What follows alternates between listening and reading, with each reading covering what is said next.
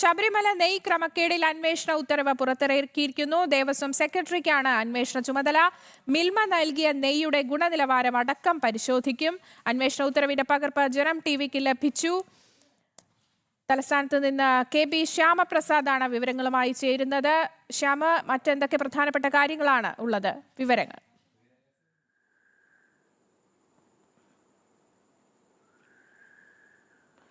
ആര്യ, ശബരിമലയിലേക്ക് മിൽമ വിതരണം ചെയ്ത നെയ്യിൽ വ്യാപകമായ ക്രമക്കേട് നടന്നതായി കഴിഞ്ഞ ദിവസം തന്നെ കണ്ടെത്തിയിരുന്നു. ക്ഷീരവികസന വകുപ്പ് ഡയറക്ടറുടെ റിപ്പോർട്ട് കഴിഞ്ഞ ദിവസം തന്നെ പുറത്തു വന്നിരുന്നു. ഇതിന് പിന്നാലെയാണ് ഇപ്പോൾ ഒരു അന്വേഷണം പ്രഖ്യാപിച്ചിരിക്കുന്നത്. ദേവസ്വം സെക്രട്ടറിക്കാണ് ഇതിൻ്റെ അന്വേഷണ ചുമതല.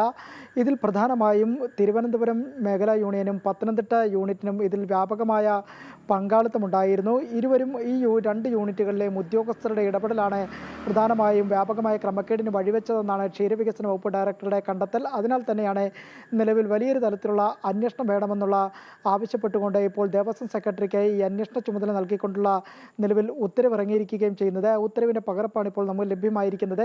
എന്തായാലും ഇതുമായി ബന്ധപ്പെട്ട അന്വേഷണം വ്യാപകമാക്കാൻ തന്നെയാണ് തീരുമാനം. നേരത്തെ തന്നെ മിൽമ ഗുണനിലവാരമുള്ള നെയ്യാണോ ശബരിമലയിലേക്ക് നൽകിയതടക്കമുള്ള കാര്യങ്ങൾ പരിശോധിക്കേണ്ടതുണ്ടെന്നാണ് ഈ സർക്കുലറിൽ പറയുന്നത്. കഴിഞ്ഞ ദിവസങ്ങളിലെല്ലാം തന്നെ നമ്മൾ ഈ ക്ഷീരവികസന വകുപ്പ് ഡയറക്ടറുടെ റിപ്പോർട്ടുകളടക്കം പുറത്തുവിട്ടിരുന്നു. ഈ സമയം മിൽമ നൽകുന്ന ഗുണമേന്മയുള്ള നെയ്യ് അവിടെ എത്തുന്നതിന് മുമ്പ് മറിച്ചു വിറ്റു. അതിനുശേഷം ഗുണനിലവാരം കുറഞ്ഞ നെയ്യാണോ സന്നിധാനത്തേക്ക് കടത്തിവിട്ടതെന്നുള്ള കാര്യങ്ങളിലടക്കം ഇനി ദേവസ്വം സെക്രട്ടറിക്ക് ഇത്തരത്തിൽ പരിശോധനകളെല്ലാം തന്നെ നടത്തേണ്ടതുണ്ട്.